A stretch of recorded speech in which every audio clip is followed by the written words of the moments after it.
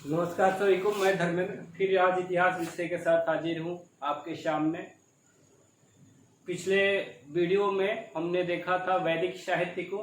वैदिक साहित्य यानी कि चार वेद के बाद जो थे ब्राह्मण ग्रंथ थे, आरण्यक था और फिर से आपका उपनिषद था, यानी कि वैदिक साहित्य। वैदिक साहित्य के अंतर्गत यही आते हैं। और वैदिक साहित्य के बाद जो आप वैदिक साहित्य से जो भी चीजें बात की रिलेटेड हैं, ठीक है ना, उसके बारे में हम जानेंगे। जैसे वैदिक साहित्य के बाद जो जिसका नंबर आता है उसको हम वेदांग बोलते हैं। क्या बोलते हैं? वेदांग बोलते हैं, ठीक है। और वेदांग के बाद जिसका नंबर आता है, वेदांग से ही रिलेटेड क्या हो जाता है? सूत्र हो जाता है, जिसमें धर्म सूत्र, गृह सूत्र और सूत्र सूत्र होता है, ठीक है। उसके बाद जो है धर्म सूत्र से रिलेटेड क्या हो जाता है? स्मृति ग्रंथ हो जाते हैं। फिर स्मृति ग्रंथ के बाद जिसका नंबर आता है वो आपके महाकाव्य हो जाते हैं, रामायण महाभारत। फिर उसके बाद जिसका नंबर आता है पुराण हो जाते हैं। यानी कि यही जो सनातन धर्म से संबंधित है, जिसे आप संक्षिप्त रूप से या संकीर्ण रूप से हिंदू धर्म या ब्राह्मण ग्रंथ सम्मिलित रूप से आप कह सकते हो, उसके बारे में हम जानने की कोशिश करेंगे। आज बहुत ही सहज तरीके से आपको ये बताएंगे, क्योंकि जो है बहुत ही इतिहास का क्लिष्ट विषय है, जहां इसे बहुत लोग छोड़ देते हैं, लेकिन मैं आपको बहुत आसानी से इसको बताऊंगा। तो सभी लोग ध्यान से इसको देखें। देखो, वेदांग जो है, वेदांग जिनकी संख्या 6 है, शिक्षा, छंद, व्याकरण, निरुक्त, ज्योतिष, कल्प, ये 6 हैं। इनका महत्व क्या है? यानी कि अगर वैदिक साहित्य की बात करें, वैदिक साहित्य प्लस वेदांग को अगर सम्मिलित रूप से देखें तो क्या बोला जाता है? वैदिक वांग्मय बोला जाता है। वैदिक वांग्मय, ठीक है ना। वैदिक वांग्मय, वांग्मय मतलब क्या होता है? अंग होता है, ठीक है ना, अंग। यानी कि ये किसके अंग है? ये किसके अंग है? वेदांग, वेदों के अंग है। किसके अंग है? वेदों के अंग, वेदों के अंग। यानी कि ये जो 6 हैं, शिक्षा, छंद, व्याकरण, निरुक्त, ज्योतिष, कल्प, इन्हीं 6 को क्या बोलते हैं? नाक बोलते हैं। किसी को वेद का नाक, किसी को वेद का आंख, किसी को मुख, किसी को हाथ, किसी को पैर बोलते हैं। यानी कि और इनका महत्व क्या है? यानी कि वेद जो है, वेदों के स्वरूप को समझने के लिए, उनके अर्थ को समझने के लिए जिस ग्रंथ की रचना हुई है उसी को हम वेदांग बोलते हैं। क्या बोलते हैं? वेदांग बोलते हैं। ध्यान दीजिए, वेदांग है, वेदों के अंग है। और वेदांत किसे बोलते हैं? वेदांत जो है उपनिषद को बोलते हैं, क्योंकि वो वैदिक साहित्य के अंतिम भाग है। उपनिषद जो है वैदिक साहित्य का क्या है? अंतिम भाग है। इसीलिए इसको उपनिषद को क्या बोलते हैं? वेदांत बोलते हैं। यानी कि यहाँ पर वेदों का अंत हो रहा है। क्या हो रहा है? वेदों का अंत हो रहा है। किसके द्वारा अंत हो रहा है? उपनिषद से। उपनिषद क्या था? वहां पर दर्शन, भारत में जो षड्दर्शन है, न्याय, योग, वैशेषिक, मीमांसा, ये जो सारे के षड्दर्शन है, 6 दर्शन है। सांख्य किसके द्वारा उत्पत्ति हुई है? उपनिषद के द्वारा। उपनिषद में दर्शन की सर्वोच्च, यानी कि सबसे ज्यादा सर्वोत्कृष्ट स्वरूप है। आरण्यक से दर्शन की उत्पत्ति होती है और उपनिषद में दर्शन का सर्वोच्च रूप दिखाई देता है। उसी उपनिषद से बाकी के जो ये 6 षड्दर्शन हैं, इन्होंने उसके स्वरूप को लिया है। तो ठीक है, तो वेदांग समझ रहे थे, यानी कि वेदों के अर्थ को, स्वरूप को, स्ट्रक्चर को समझने के लिए जिस चीज की आवश्यकता है वही क्या है? वेदांग है। यानी कि आप इसे क्या बोल सकते हो? अध्यापक बोल सकते हो। जैसे आप इस बात को आसानी से समझ सकते हो कि आपके पास कॉपी भी है, किताब भी है, लेकिन आपको इन सारी चीजों को यूटिलाइज करने के लिए, समझने के लिए एक अध्यापक की जरूरत होती है। तो यही सारा चीज है।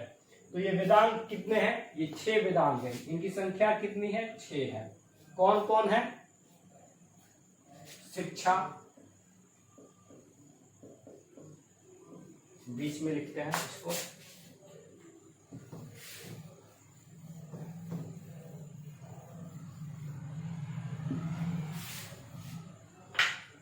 शिक्षा है पहला जो है, शिक्षा, शिक्षा है। फिर छंद, दूसरा छंद, तीसरा व्याकरण, चौथा निरुक्त, निरुक्त, पांचवा ज्योतिषी, ज्योतिषी, छठा कल्प, छठा कल्प। क्या है? छठा जो है कल्प है। छठा क्या हो जाएगा? वेदों कल्प है। ये 6 भाग है वेदांत शिक्षा। अगर इसको देखा जाए, ठीक है, इन दोनों को अगर 6 को 3 भाग में अलग किया जाए, 3 भाग में अलग किया जाए तो शिक्षा और छंद का उपयोग क्या करते हैं? वेदों को पढ़ने में। इन दोनों भागों का उपयोग क्या करते हैं? वेदों को पढ़ने में ये सहायता करते हैं। ठीक। व्याकरण और निरुक्त वेदों को समझने में, वेदों को समझने में। ज्योतिष क्या करता है? ज्योतिष कल्प क्या करता है? यज्ञ इत्यादि को करने की विधि बतलाता है। ज्योतिष कल्प करने की विधि बतलाता है ज्योतिष कल्प। वेद को पढ़ने के लिए शिक्षा छंद, वेद को समझने के लिए व्याकरण निरुक्त, यज्ञ इत्यादि को करने के लिए ज्योतिष कल्प। ये 3 भाग हैं। तो शिक्षा, शिक्षा क्या है? शिक्षा जो है, ध्यान दीजिए, शिक्षा जो है इसे वेदों का नाक बोलते हैं। क्या बोलते हैं? वेदों का नाक है। वेदों का इसे नाक क्या बोलते हैं? नाक बोलते हैं। और शिक्षा से संबंधित जो सबसे प्राचीन पुस्तक है उसको प्रतिशाख्य बोलते हैं। क्या बोलते हैं? प्रतिशाख्य, प्रतिशाख्य है। वेदों से शिक्षा से संबंधित सबसे प्राचीन जो रचना है वो क्या है? प्रतिशाख्य है। और उसके बाद जो छंद है, छंद को क्या बोलते हैं? वेदों का पैर बोलते हैं, यानी कि पैर बोलते हैं, पैर, वेदों का पैर। ठीक है। और छंद से संबंधित जो सर्वाधिक पुरान रचना है वो छंद शास्त्र है। क्या है? छंद शास्त्र है। और छंद शास्त्र की रचना किसने की थी? पिंगल मुनि ने। किसने की थी? पिंगल मुनि, पिंगल मुनि, पिंगल मुनि ने की थी। ठीक है। व्याकरण, व्याकरण को वेदों का मुख बोलते हैं। व्याकरण को वेदों का मुख बोलते हैं, यानी कि वेद को समझने में सही तरीके से वेद को समझना है तो व्याकरण का समझना बहुत ही जरूरी है। आप जैसे इंग्लिश ग्रामर पढ़ते हो, हिंदी ग्रामर पढ़ते हो, तो ग्रामर का प्रयोग जरूरी है, व्याकरण का प्रयोग। तो व्याकरण को क्या बोला जाता है? वेदों का मुख बोला जाता है। क्या बोला जाता है? वेदों का मुख बोला जाता है। और व्याकरण से संबंधित जो सबसे पुरानी पुस्तक है वो अष्टाध्यायी है। क्या है? अष्टाध्यायी, जिसकी रचना किसने की थी? पाणिनि ने की थी। पाणिनि ने की थी, महर्षि पाणिनि 5वीं शताब्दी ईसा पूर्व, 5वीं शताब्दी ईसा पूर्व। अष्टाध्यायी में 8 अध्याय थे। पाणिनि ने रचना की थी। व्याकरण के सबसे प्राचीन आचार्य हैं पाणिनि। इसी अष्टाध्यायी पर आगे चलकर कई टीकाएं लिखी गई, जिसमें पतंजलि का महाभाष्य भी आता है। पतंजलि का महाभाष्य आता है, वही पतंजलि बाबा रामदेव वाले योग गुरु पतंजलि। तो पतंजलि ने ही महाभाष्य लिखा था, इस पर टीका लिखा था। ठीक है ना। तो मुख, व्याकरण को मुख बोलते हैं। और इससे संबंधित सर्वाधिक प्राचीन पुस्तक के अष्टाध्यायी है। निरुक्त, निरुक्त से संबंधित जो प्राचीन रचना है वो निरुक्त के ही नाम से है। किसके नाम से है?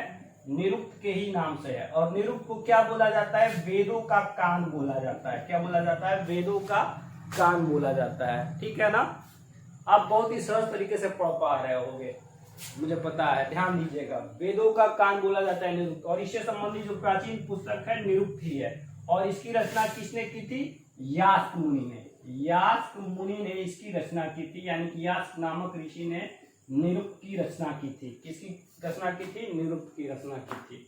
और ज्योतिष, ज्योतिष, ज्योतिष से संबंधित जो सर्वाधिक प्राचीन पुस्तक है उसे क्या बोलते हैं? वेदांग ज्योतिष। वेदांग ज्योतिष क्या बोलते हैं? वेदांग ज्योतिष, जिसकी रचना किसने की थी? लगध मुनि ने। लगध प्राचीन भारत में मगध था जिसकी राजधानी पाटलिपुत्र थी, तो मगध नहीं लगध मुनि ने की थी वेदांग ज्योतिष की, वेदांग ज्योतिष को, ठीक है ना, वेदांग ज्योतिष। और कल्प जो है, कल्प के ही 3 भाग हैं, कल्प के ही 3 भाग हैं, ध्यान दीजिएगा, कल्प के ही 3 भाग हैं, ठीक है ना, कल्प के 3 भाग हैं। और कल्प को क्या बोला जाता है? वेदों का हाथ बोला जाता है। क्या बोला जाता है? वेदों का हाथ। कल्प को वेदों का हाथ बोला जाता है।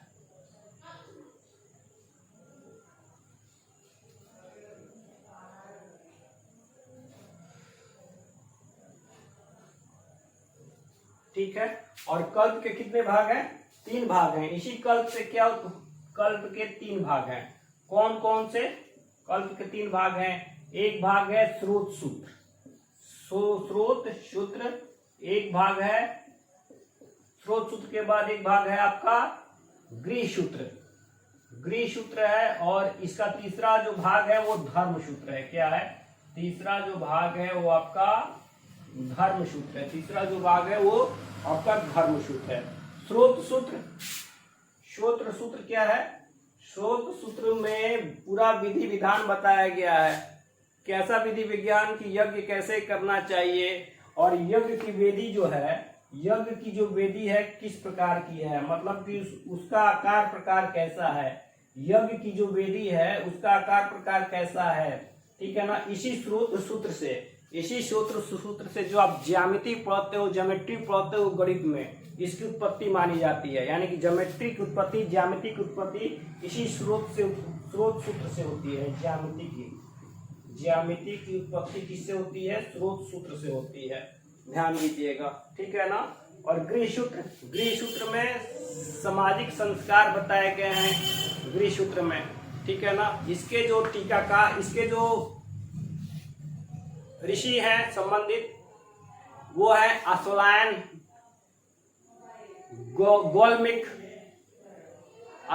गोल्मिक है, ठीक है। फिर धर्म सूत्र है। धर्म सूत्र में क्या है? सामाजिक और कानूनी रीति रिवाज से संबंधित बातें बताई गई हैं कि आपको नैतिक रूप से क्या करना चाहिए, क्या नहीं करना चाहिए। और धर्म सूत्र से ही वर्तमान में क्या उत्पत्ति हुई है, जो आप संविधान कॉन्स्टिट्यूशन बोलते हो, वही संविधान, यानी कि संविधान की उत्पत्ति, नियम कानून की उत्पत्ति धर्म सूत्र से ही मानी जाती है। धर्म सूत्र से ही नियम कानून की उत्पत्ति मानी जाती है। और इन्हीं धर्म सूत्र से जिसकी उत्पत्ति होती है उसको हम क्या बोलते हैं? स्मृति ग्रंथ बोलते हैं। क्या बोलते हैं?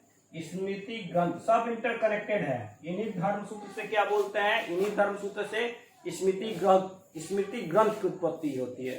स्मृति ग्रंथ की उत्पत्ति होगी। स्मृति ग्रंथ क्या है? प्राचीन कानूनी किताबें हैं, प्राचीन इतिहास की कानूनी किताबें, जहां पर मनुष्य से संबंधित विधि बताई गई है कि कौन सा कार्य जो है नैतिक है, कौन सा कार्य अनैतिक है, सारी चीजों को। तो धर्म सूत्र से स्मृति ग्रंथ का विकास हुआ, और आगे चलकर धर्म सूत्र और स्मृति ग्रंथ से ही क्या है? आज का नियम कानून बना है, सामाजिक रूप से चाहे कानूनी रूप से, ठीक है ना। स्मृति ग्रंथ, तो स्मृति ग्रंथ जो सबसे प्राचीन स्मृति ग्रंथ है वो आपका क्या है? मनुस्मृति। सबसे प्राचीन जो स्मृति ग्रंथ है वो मनुस्मृति है, जिसकी रचना कब हुई थी? मौर्योत्तर काल में, यानी कि मौर्य युग के बाद मनुस्मृति की रचना हुई थी, ठीक है ना। इसके बाद कई सारे स्मृति हैं। याज्ञवल्क्य की स्मृति है, नारद स्मृति है, देखते हैं याज्ञवल्क्य की स्मृति, फिर याज्ञवल्क्य की स्मृति, नारद स्मृति, फिर क्या है आपका? याज्ञवल्क्य हो गया, नारद हो गया, नारद स्मृति। कई तरह की स्मृतियां हैं। मनुस्मृति, ठीक है, देवल स्मृति, ठीक है। तो स्मृति ग्रंथों में कानूनी से संबंधित बातें हैं। उसके बाद स्मृति ग्रंथ के बाद महाकाव्यों का नंबर आता है, यानी कि सनातन धर्म में स्मृति ग्रंथ के बाद महाकाव्यों का नंबर आता है। और भारतीय संदर्भ में 2 महाकाव्य हैं, एक का नाम है रामायण, सबको पता होना चाहिए रामायण, और एक का नाम क्या है, महाभारत। रामायण और महाभारत ये जान, रामायण के बाद महाभारत का नंबर आ रहा है, लेकिन जब इसका संकलन हुआ है तो महाभारत का संकलन पहले हुआ है, ध्यान दीजिएगा। महाभारत का संकलन पहले हुआ है और रामायण का संकलन बाद में हुआ है, ध्यान दीजिए। ये 2 महाकाव्य है। रामायण की अगर बात करते हैं, तो रामायण जो है महर्षि वाल्मीकि द्वारा रचित है, सबको पता होना चाहिए। महर्षि वाल्मीकि द्वारा होना चाहिए, वाल्मीकि के द्वारा रचित है। संस्कृत में है। महर्षि वाल्मीकि ने संस्कृत में रामायण की रचना की थी, जबकि रामचरितमानस गोस्वामी तुलसीदास ने अवधी में रचना की है, ठीक है। तो संस्कृत में प्रारंभ में इसमें कितने श्लोक थे, 6000 श्लोक थे। प्रारंभ में कितने श्लोक थे, रामायण में 6000 श्लोक थे, लेकिन आज के परिदृश्य में कितने श्लोक हो गए हैं, 24,000 हो गए हैं। कितने श्लोक हैं, 24,000 श्लोक हैं। और इसमें कितने कांड हैं, 7 कांड। 7 कांड यानी कि 7 भागों में रामायण को बांटा गया है। 7 भागों में कौन कौन सा कांड है, ये तो जनरल सी बात है, सबको पता होना चाहिए कि कौन कौन सा कांड है। बाल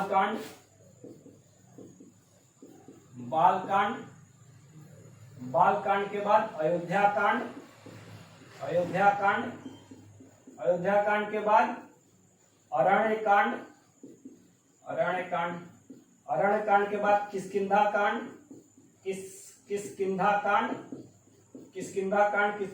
के बाद सुंदर कांड के बाद लंका कांड के बाद जो है आपका उत्तर कांड, ठीक है। लंका कांड को युद्ध कांड भी बोला जाता है, ठीक है। तो ये 7 आपके कांडों में बटा हुआ है रामायण। महाकाव्य है, महाकाव्य में नंबर पहला आता है, लेकिन इसकी रचना महाभारत के बाद में इसका संकलन हुआ था, रामायण वाल्मीकि के द्वारा रचित है। फिर महाभारत का नंबर आता है। फिर क्या आता है, महाभारत का नंबर आता है।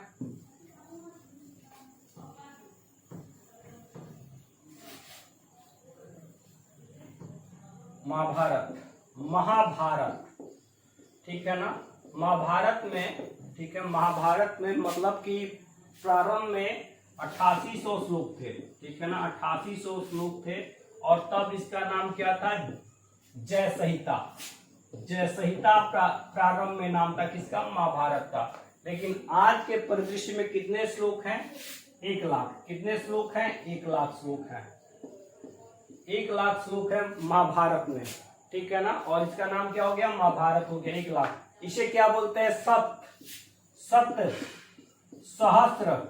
सहस्त्र संहिता, यानी कि श्लोकों की दृष्टि से ये सबसे बड़ी पुस्तक है, श्लोकों की दृष्टि से, इसीलिए महाकाव्य बोला जाता है इसको, ठीक है ना। सप्त सहस्त्र, सप्तम यानी कि 100, 20 सहस्त्र यानी कि 1000, इसीलिए इसको क्या बोला जाता है, सहस्त्र संहिता बोला जाता है। किसको, महाभारत को। इसका संकलन किसने किया था, महर्षि वेद व्यास ने किया था। महर्षि वेद व्यास, ठीक है ना। किसको, महाभारत में अगर देखा जाए, महाभारत कितने भागों में बटा हुआ है, महाभारत 18 भागों में बटा हुआ है, यानी कि 18 इसमें अध्याय हैं। और इसमें सबसे जो महत्वपूर्ण अध्याय है वो भीष्म पर्व है, यानी कि अध्याय यानी कि पर्व में किसमें बटा हुआ है, पर्व में बटा हुआ है। महाभारत का सबसे जो इम्पोर्टेंट भाग है वो कौन सा है, भीष्म पर्व। क्या है, भीष्म पर्व, क्योंकि भीष्म पर्व में ही क्या है, गीता का उल्लेख है। किसका उल्लेख है, गीता का उल्लेख है, जहाँ भगवान श्री कृष्ण क्या करते हैं, अर्जुन को गीता का उपदेश देते हैं। और इस गीता में कितने श्लोक हैं, 700 श्लोक हैं। कितने श्लोक हैं, 700 श्लोक हैं इस गीता में, ठीक है ना। महाभारत, रामायण, महाभारत। और इसके बाद जिसका नंबर आता है पुराण, किसका नंबर आता है, पुराणों का नंबर आता है, ठीक है ना।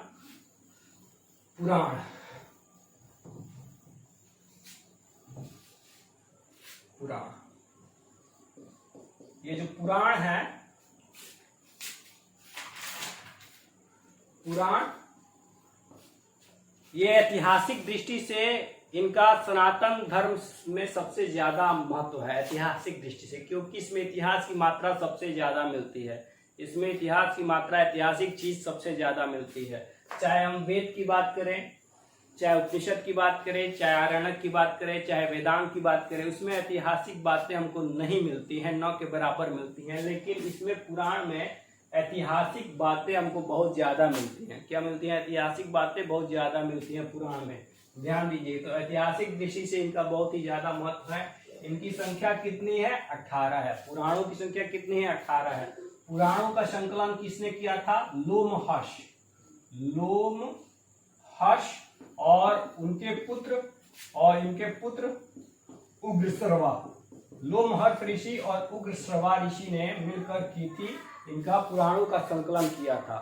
पुराणों का संकलन किया था लोमहर्ष और इनके पुत्र उग्रश्रवा ने पुराणों का संकलन किया था। ठीक है ना। ऐतिहासिक दृष्टि से पुराण क्या है? बहुत ही महत्वपूर्ण है। ऐतिहासिक दृष्टि से पुराण क्या है? बहुत ही महत्वपूर्ण है।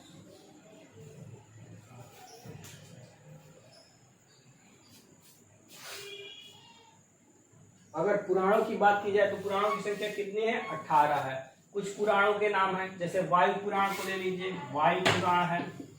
वायु पुराण के बाद क्या है? विष्णु पुराण है। विष्णु पुराण है। ठीक है, विष्णु पुराण है। वायु पुराण, विष्णु पुराण। ठीक, तो इनसे क्या मिलता है? ऐतिहासिक सामग्री सामग्री मिलती है, ऐतिहासिक चीज मिलती है। फिर मत्स्य पुराण का नाम आता है। मत्स्य पुराण, मत्स्य पुराण जो है, मत्स्य पुराण जो है सर्वाधिक प्राचीन है। मत्स्य पुराण जो है सर्वाधिक प्राचीन है और इसे किस वंश की जानकारी मिलती है? आंध्र सातवाहन वंश की। किसकी जानकारी मिलती है? आंध्र सातवाहन वंश की मिलती है। किससे मिलती है? आंध्र सातवाहन वंश से। वायु पुराण की बात करें, वायु पुराण की बात करें तो वायु पुराण से किससे जानकारी मिलती है? मौर्य युग की। मौर्य युग की, ध्यान दीजिए, मौर्य युग की जानकारी मिलती है। ध्यान देना है। देखिए, आंध्र मत्स्य पुराण सर्वाधिक पुराण है, लेकिन इससे जानकारी मिलती है आंध्र सातवाहन वंश की। लेकिन इसके बाद वायु पुराण उचित होता है तो मौर्य युग की जानकारी मिलती है। यद्यपि कि मौर्य युग क्या है? सातवाहन युग से पहले है, लेकिन ऐसा नहीं है कि वायु पुराण मत्स्य पुराण से पुराना है। सर्वाधिक प्राचीन और सबसे ज्यादा महत्वपूर्ण मत्स्य पुराण ही है। ठीक है ना। और वायु पुराण से मौर्य युग की, और विष्णु पुराण से किसकी जानकारी मिलती है? गुप्त युग की। विष्णु पुराण से किसकी जानकारी मिलती है? गुप्त युग की जानकारी मिलती है। ठीक है, तो परीक्षा के पॉइंट ऑफ व्यू से ये सारी बातें मैंने बता दी है। वैसे इतिहास बहुत ही बड़ा सब्जेक्ट है, लेकिन ज्यादा